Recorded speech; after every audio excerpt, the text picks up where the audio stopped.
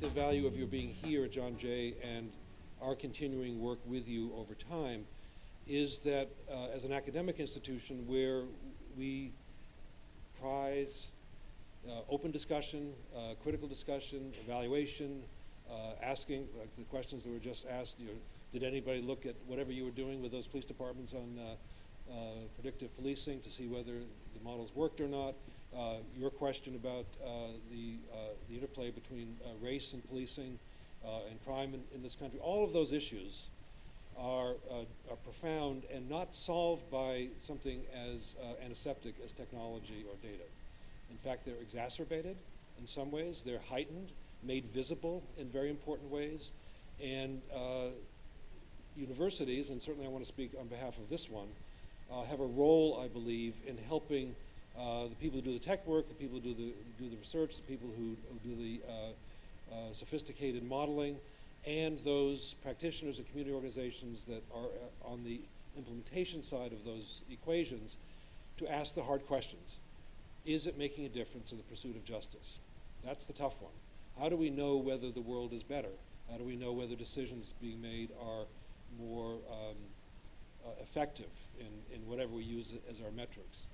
And very importantly, how do we know whether the individuals who are on the, I would say, sort of receiving end of innovation, those, you just used one example that Jason and I have talked about, application of technology to domestic violence situations. I mean, this is high-risk stuff where the wrong application can actually produce very tragic results.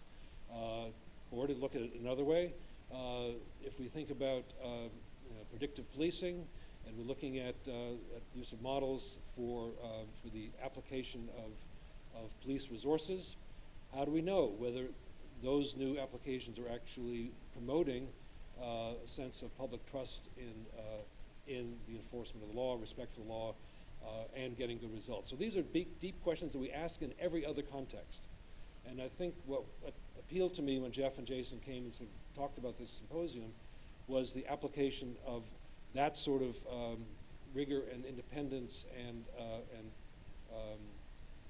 let's just say cynicism. And we're trained, as I hope journalists and academics agree we have this in common, trained to ask questions and to really be skeptical.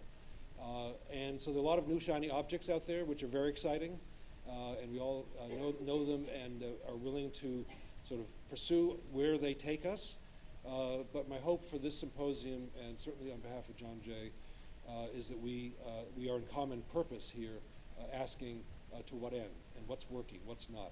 So that's my 2 words of welcome. I know you got a break. I'll see you outside if you want to talk. I see some friends in the audience. But thanks for coming, and thanks to Jason and Jeff and all the panels and everybody for putting this on. A really important conference, I think.